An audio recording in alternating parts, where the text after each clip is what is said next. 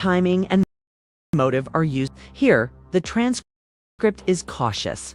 It doesn't claim that Tamar is not accused of lying.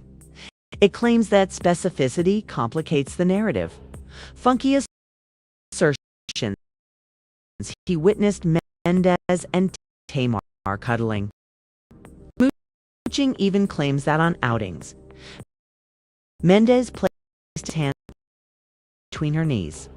These are specific insinuations rather than general ones. Information affects how it is perceived, regardless of believe them or not.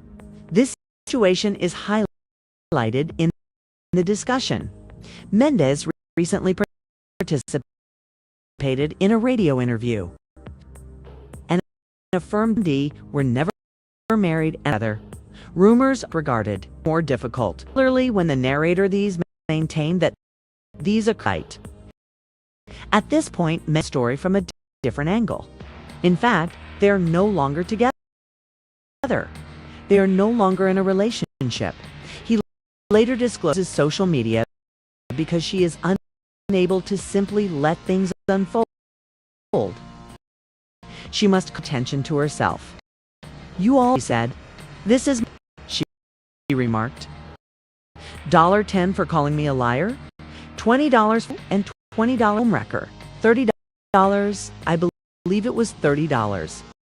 Home, if you call the transcript of the states, confirming their he expresses funky. The story is almost, is this bravado, annoyance, or confrontation? The transcript doesn't make a decision. Rather, it appears to be tracking because, as you may recall, Funky Dineva retained this information from he and Tamar had. Then, Funky said, "Oh, okay." In an interview with L'Oreal, he says he saw Mendeecees and Tamar cuddling, kissing him. And that's why he didn't go and accompany Tamar back up to her apartment. I'm going to let the entire clip on and reveal who exactly Tamar to her home, and that's why he didn't Tamar back up to her apartment. After presenting the line, the wording is important. Viewing this clip, same interview. The same interview reveals that Mendeecees calmly refute the accusation he doesn't provide a clear chronology. Rather, he's to face meeting. To the criticism, it's more like a solution. The transcript compares this to Funky's certain evening. Verifies the absolutely no. I was never at ease with Tamar's refusal to accompany him upstairs after a party, which contributed to the entire issue. Do you want to know why? When we returned to Tamar's house, I didn't get out of the car and accompany her upstairs because she and Mendeecees had just finished kissing in the back of that fucking automobile. He said he assumed they wanted privacy after in the rear of the car. Once more, this is not presented as fact. It is presented as his justification. It's his logic, his perception of what he's seeing. This is the point in the narrative that denial comes in. Mendeecees' men claim that he disputes kiss intimacy and flatly rejects Funky's interpretation. However, the question that viewers are asking in the comment sections is instantly brought up in the transcript. Why deny it in this manner? The remark makes a number of suggestions without providing any comment. Perhaps the timing coincides with Yandi. Perhaps it doesn't. Perhaps there was another person in the photo. Perhaps Mendeecees doesn't want someone else to believe that something improper happened. All of this is presented as questions and conclusions. Statement, technically, "Ever I Want" is particularly criticized by the narrator. Wish to do. Technically, the transcript lingers on that lacks clarity, loopholes, and ambiguity. Seldom does the remark allay suspicions. Instead, a deeper level. Already, the streets were chatting. Several people reported seeing Mendeecees and Tamar together, cuddling up at clubs before Funky made any public remarks. Once more purports more, without. However, repetition is important. The impression sticks when it is repeated by several accounts, even in the absence of evidence. There is no accusation in the transcript. In context demonstrates how stories acquire weight through accumulation rather than Tamar's and Dashap. Because there are too many spectators, the story is fueled hold. Demanding money reads more like deflection than closure. Commentary implies that you wouldn't need to monetize skepticism if you were totally vindicated. Spice. Section 2 purposefully ends without a conclusion. Nobody has been shown to be. Nobody is unquestionably incorrect. The balance of power has changed. Funky is no longer merely a pundit. Mendeecees is no longer mere. Further is no longer. She is indicating one thing to that point. It's earned with what it has to do with who gets to decide what people think happened. The plot isn't picking up speed by the time the third chapter begins. It is spiraling inward, not because at this point the transcript begins shaky. The explanations themselves have become rather than what people are saying in public. Language exposes intention in the focus of the how Mendeecees rather than what he confirms.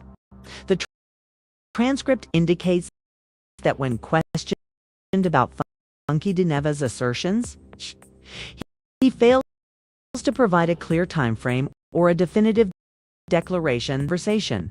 Rather, his response: they are eligible.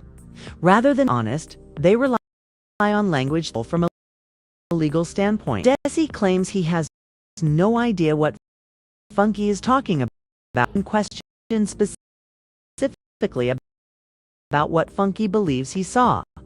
It's an outright denial, yet something else comes right after. Frustration, impatience to confront rather than clarify. Tension in point. The point at which denial becomes reactive is captured in the transcript. Says he prays and wants to see Funky. He runs into him. The language of someone fusion. Pauses once more. It's a person's action to being confronted in public. Accusation in the commentary. It examines why does confrontation take precedence over explanation. As the transcript replays Funky's story, the Funky makes no claims to have made any covert discovery. He doesn't discuss private secret messages. Everything took place in public, in cars and at parties. It's difficult to comprehend the denial because of this transparency. It explains why he didn't accompany Tamar upstairs that evening. He surmised that solitude was desired when kissing in the back of. Once more, it's his interpretation, judgment, but it's reliable. Observation rather than is contextual. Are then placed side the transcript. Out picking one maintains that occurred. Something to the other Funky. Notably, Tamar isn't providing any account. Rather, she has already. Like most, it begins. It appears that to meet Funky Dineva closed a relationship that ought to it. The energy, but the camera is. The next statement is preceded by pause, as if the host is aware of what is about to happen. Will remain. Finds itself an already burning scene. Not only does the previous timeline drama err, but the transcript now clearly shows that same triangle. Tamara Braxton and Funky Dineva Mendeecees. The types of only follow trends. The hook isn't even the initial accusation when they divide a room. It's the response, because one side is moving as if it were personal, while the other is speaking as if it were merely conversation. The room abruptly changes when the soundtrack changes. It's evident in how quickly and cautiously the words are spoken, as if someone is aware that they are being recorded but is unable to. I am eager to see him. I hope I run into him. The kind of statement that, because it doesn't seem like a denial, makes viewers sit up. It sounds like a warning disguised as casual. Didn't think it was real? I would admit that when she presents novel ideas, I do believe her. Tamar doesn't let the moment breathe after making a comment, as if the internet wasn't already boisterous enough. She uses social media without disputing specifics, dropping receipts, or providing an explanation of a timetable. Rather, she makes a very other demand. You all owe her financial regrets. This is my Cash App. She even includes a price list with the insults. $10 if you accused her of lying. If you called her worse, K would be more. The comment sections do their usual thing at that point. Some folks chuckle as if it were a performance artwork. It is handled like confession by some. And because Funky's version isn't merely a hearsay, some individuals swear it tracks when they hear one nuance. It's a scene.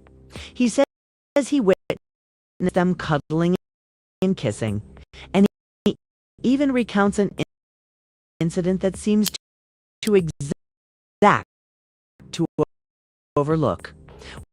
What's even more bizarre is that the transcript claims that this was nothing new.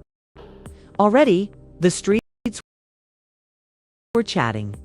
We're currently in that uncomfortable. Nothing is affirmed, but there's a sense of charge. A man exits someone, a Cash App demand, and and the most terrifying issue of whether it occurred. And somewhat allegations he claims prior to Funky comment sections begin to resound with Dineva's name. Tamar Braxton transforms Cash App receipt. The transcript immerses a different type of dispute that reveals the origins. Reaction, not revelation, dominates the first section of the transcript. Ashley Darby replies. Sith Shiri, being the interview with Carlos background like an open file. The tone is sophisticated, but as though everyone is archived, replayed, and analyzed. In addition, Ashley affirms that her relationship with Jackson did not violate any laws. The tone for all that by that line alone, because at least not directly, offense. First line of legality. Additionally, it reframes the situation, leads with legality rather than clarity. The transcript almost asked the same questions are asking in real time. Said she violated the narrative claim. Discussion was it was about limits, social compact that is prevalent in TV culture, yet never is recorded in writing. The atmosphere deepens at this point. The commentator hasn't really changed despite sitting through the entire conversation. The narrator's viewpoint, which isn't expressed lightly, is stated after careful consideration. A contentious detail becomes the focal point of a season. Production already understood what they wanted to concentrate on, and they worked hard at it, according to the transcript. This concept is more first appears. All subsequent claims, such as Funky's accusations and Tamar's reply. After the audience, narratives are fabric, arrives in a world where mistrust taken hold. It takes a long time to she can be at one point, them at another. Trail on camera while asserting past friendships. Talking out of two sides of her face is more than just darkness. It's diagnostic. Mark claims that this behavior is other than an exception. When Charisse claims that some of her storyline ideas were rejected by producers, the narrator believed her. Believe it is not motivation, but faith in mechanics. Indeed, narratives are shaped by producers. Indeed, there are fictitious narratives. However, that does not exempt those who are willing to perform. One unsettling pattern in the transcript. Cameras are rolling, people become quiet, they become noisy. The cameras, but the more times that word is used, the more weight it gains, because authenticity does vision. It thrives on it in declarations, interviews, and postings on social media intended to regulate harm or restore significance. The threat of jealousy comes. Giselle was envious of Nene. This is not discounted by the narrator. Rather, active. Housewives vying for attention. People are apparently being hyped up behind the scenes by the new arc. Strategic praise is used to nothing about the actual. It is present habit, pattern, and observation. This is it provides motivation without making accusations. Nobody is reported to have engaged in any unlawful activity, but the connotation is obvious. Everyone wants to be the best at using their attention as a weapon. The transcript even veers off topic. Live events and bold, well-managed public personas may break under duress. A fit behind the scenes, a joke here, a reply there. All per dot was remembered by Allah, and changes once more. Painfully obvious by the narrator. They're not anybody can join a team. Not Al, not cherries. That rejection isn't impartial. It's exhausting. Someone who has witnessed too many iterations. It says ill. It doesn't seem present has a according to the transcript. Positioning rather than purity is the cause. This is where the first part lays the groundwork for the subsequent events. Audience has read between the lines. Transcript turned Tamar Braxton. Funky Dineva. The distort, the over facts occasionally sound more dubious than quiet. This future on the show is the transcript connections frayed. Not because but rather because allies. The narrative and lions are oxygen in this ecology. That remark is applied to the subsequent stage of the narrative. It becomes accusations, Cash App post, document. The society where then shattered, where everyone is presumed to be playing chess while claiming they're not even in the game. Section, and where half-truths he is directly accused of lying. It performs an action. It demonstrates how easily the truth may be forgotten when attention takes precedence. And after the audience, the second part of the story doesn't start out loud. Subsequent denial begins to sound less and more like strategy. It comes with a confirmation. Not proof of innocence or guilt or timelines as well. Indication that the situation in which everyone believed to be frozen is shifting. The transcript quickly turns back to Tamar Braxton. After guiding viewers through staged narratives, deliberate silent edits, the change feels deliberate. At the very moment when the public believes they already know, the commentary brings Tamar. Understand the narrative. Mendeecees reframes everything when he affirms something in a radio interview. Yandi. Furthermore, he acknowledges that they were never officially wed. The connotation is strong. Connotation is strong. Even if the words are delivered without much drama. The audience thought the bond turns out to be something unsolved, a problem that was more prevalent in presentation than in documentation. The timeline is thoroughly explained in the transcript. Legal matter not to first, followed by a broad failed to establish relationship, claims that this was not the gradual degradation event into public, and it makes room acknowledgement is made. There is room for conjecture, for reinterpretation, and for people to re-examine old rumors with fresh perspectives. Does just that. According to the uses social media to make rather than to provide or present her version of events. Restitution, not symbolic ones, claims that viewers are financially. You called her a liar, her list price would be $10. More if you spoke more harshly. According to the transcript, the tone is triumphant rather than defensive. She has been fully justified, and that's breaks because, according to the commentator, there isn't a concern on the internet. Others roll their eyes, others giggle. Others know the accusation still seems to be true. Mendeecees' confirmation that he is does not dispel the notion that Tamar lied not about everything, but about some. Viewers are script that Funky Dineva did not make his statements in a vacuum. The story, even after public Tamar, he retained nothing. He didn't decide to make the entire video public until she did an interview with L'Oreal. She disclosed her and why he supposed to escort her himself isn't presented. Sequence are used to frame it. Here, the transcript is cautious. It doesn't claim that Funky is being honest. Tamar is lying.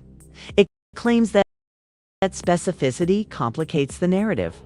Funky asserts Mendeecees and Tamar smooching, even claims that on outings, Mendeecees between her knees. These are specific insinuations rather than general ones. The degree of how the accusation is perceived, viewers believe them or not. This situation is highlighted in the discussion. Recently participated in a rape. He and Yandandi were never married and are no longer together. Rumors are easily disregarded. Scenes are more difficult, particularly when the narrator maintained that these occurred in plain. At this point, Mendeecees' story from a different angle. In fact, they are no longer together. They're in a relationship. Tamar uses because she is unable to simply hold. She must constantly draw herself. You all owe her money, she said. This is my Cash App, she remarked. $10 for calling me a liar, $20 hoe, and $20 wrecker. $30, I believe it was $30. Home, if you called me a no, the same interview states. In addition to confirming their breakup, he expresses his desire to see Funky's point. The storyteller pauses almost audibly. Is this bravado or confrontation? The transcript doesn't make a decision. Rather, it appears to be tracking because, as you may recall, Funky Den retained this information for months after had a falling out. Then, Funky said, "Oh, okay." In an interview with L'Oreal, he says he saw Mendeecees and Tamar cuddling, kissing him. And that's why he didn't go and accompany Tamar back up to her apartment. I'm going to let the entire clip out on you and revealed who exactly he went up with Tamar to her home, and that's why he didn't go and escort Tamar back up to her apartment. After presenting the line, the wording is important. I'm only now viewing this clip of Mendeecees in the same interview. The same interview reveals does not calmly refute the accusation at this time. He doesn't provide a clear, rather face-to-face meeting. According to the critics, desire reads more like escalation than resolution. The transcript. Finn compares this to Funky's description of a. He clarifies the king. You have absolutely is. I was never at ease with Tamar's refusal to accompany him upstairs, which contributed to the entire issue. Do you want to know why? When we returned to Tamar's house, I didn't get out of the car and accompany her upstairs because she and Mendeecees had just finished kissing in the automobile. He said he assumed they wanted private him kissing in the rear of the car. Once not presented as fact, it is presented as it's his perception of what. This is the point in the narrative that DC nothing occurred, kissing, disputes intimacy, and flatly rejects Funky's interpretation. However, the question that viewers are already asking in the comment sections is instant transcript in this manner. The remark makes a number of suggestions. Any confirmation timing coincides with Yandi. It doesn't. The person in the photo. Perhaps Mendeecees doesn't want someone else to believe that something improper happened. All of this is presented as conjecture rather than Mendeecees' statement, I could do whatever I want, criticized, wished to do. Technically, the transcript link because it lacks clarity. Language with loopholes. Wording seldom does the remark. Instead, it highlights a deeper level. The streets were chatting. Several people reported seeing Mendeecees and Tamar together, cuddling up at clubs before Funky made any public remarks. Once more. However, repetition is important. The impression sticks when it is repeat counts of evidence, no accusation in context. Demonstrates how stories acquire weight through accumulation rather than confirmation. Tamers and Dot demand for the because there are too many spectators. The story is fueled rather than put on hold. Demanding money reads more like deflection than closure. The commentary implies that you wouldn't need to monetize skepticism if you were totally vindicated. Silence would suffice. Section 2 purposefully ends without a conclusion. Nobody has been shown to be correct. Nobody is unquestionably incorrect. However, the balance of power has changed. He is no longer merely a pundit. Mendeecees is no longer merely denying. Furthermore, Tamar is no longer merely, she is publicly vindicating herself. And a transcript reveals one thing once a story gets to that point. It's with what transpired. It has to do with who gets to decide what people think happened. The plot isn't picking up speed by the time the third chapter begins. It is inward, not outward. Because at this point, the transcript